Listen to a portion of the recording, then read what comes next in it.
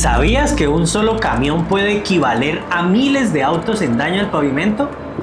Un leve error en el número de ejes equivalentes puede derrumbar tu proyecto. Hoy verás cómo calcularlo bien desde el inicio. Quédate, esto lo solucionaremos paso a paso. La durabilidad del pavimento depende del tránsito de diseño, la cantidad total de ejes equivalentes en su vida útil. En Colombia usamos la guía AASHTO 93 para esto. En los próximos minutos aprenderás cómo estimar correctamente esos ejes equivalentes con un ejemplo real. Verás la fórmula clave y evitarás los errores más comunes y asegura que tu pavimento sea más duradero. No te saltes esto. El paso número 1 es definir el tránsito promedio diario. Para ello yo debo tener en cuenta que debo definir un punto de aforo en el sitio de mayor circulación de mi tramo de intervención, mayor circulación vehicular. Para ello yo identifico diferentes cargas de circulación que me representan los vehículos, por ejemplo, como los tipo turbo, los buses, los automóviles, los camiones sencillos y los tractocamiones. Pueden presentarse otra tipología de vehículos y lo que yo debo buscar es unificar todas estas cargas a cargas o a ejes de 8.2 toneladas. Aquí en este primer paso yo lo que estoy identificando es cuál es el tránsito de cada tipología de vehículo para continuar con el siguiente paso. Ya una vez he definido mi tránsito promedio diario, mi siguiente paso es determinar el número de ejes equivalentes de 8.2 toneladas que transitan por ese punto que yo identifiqué. Para ello es importante aplicar la metodología del factor camión. Y esto me representa es convertir cada una de estas cargas que yo identifiqué a cargas unificadas de 8.2 toneladas. Para explicarlo mejor, un vehículo tipo automóvil no es lo mismo al peso que me provoca un vehículo tipo tractocamión. Por ende, si yo unifico todas estas cargas, la carga de un auto pues va a ser menor a 1 y la carga de un tractocamión pues va a ser mayor a 1. Para ello, yo convierto los ejes equivalentes en función, como lo acabamos de decir, del factor camión. Multiplico cada tránsito que me representó por un factor camión 1, por un factor camión 2, por un factor camión 3 para el presente ejemplo, por un factor camión 4, por un factor camión 5 y un factor camión X, hasta el número de vehículos que yo haya logrado identificar en mis planillas de aforo. Todo esto me va a arrojar un valor diferente de número de ejes equivalentes de 8.2 toneladas. Y ya una vez definido y encontrados cada uno de los valores de ejes equivalentes que me representan cada tipología de vehículo, yo procedo a realizar una sumatoria unificada que es el valor base que yo voy a continuar analizando en el siguiente paso. Para el paso número 3 tenemos que primero hacer un análisis de todo lo que hemos explicado hasta el momento. Primero arrancamos por unos aforos vehiculares en campo. Posteriormente determinamos un tránsito promedio diario que nos va a permitir calcular el número de ejes equivalentes. Y todo esto nosotros lo vamos a llamar como el tránsito existente.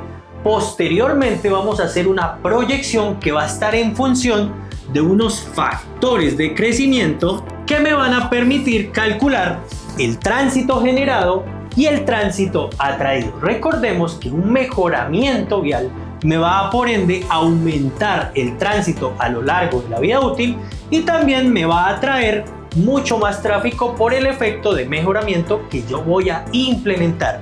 Y toda esta sumatoria del tránsito generado más el tránsito existente más el tránsito atraído me va a llevar a determinar el número de ejes equivalentes de 8.2 toneladas durante la vida útil de mi pavimento, y estos valores generalmente se dan en valores de millones. Por eso ustedes siempre van a encontrar un valor X por 10 a la 6. Y como un último paso, ya una vez logro determinar el número de ejes equivalentes de diseño, vengo a analizar lo que se conoce como el factor direccional o el factor carril. Este se aplica en función del tipo de vía que encontramos. Recordemos que las vías se pueden clasificar como regionales, como nacionales o vías terciarias o caminos rurales.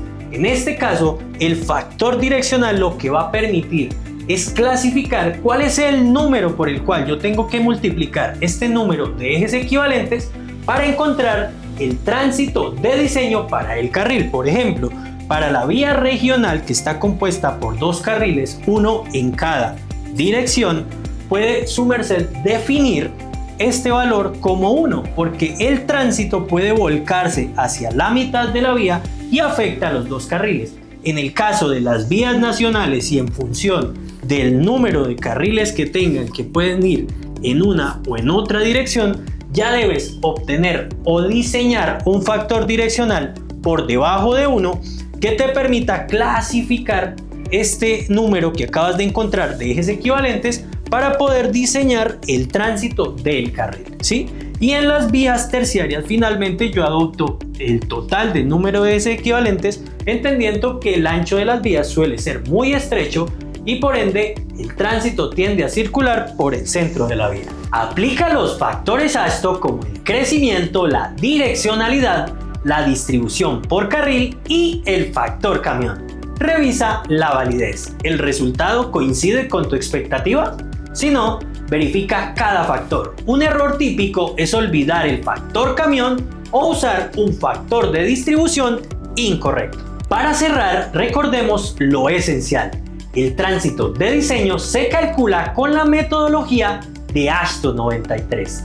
Aplica esto en tus proyectos en Colombia y Latinoamérica para pavimentos flexibles duraderos.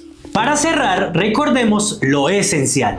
El tránsito de diseño se calcula con la fórmula de AASHTO 93.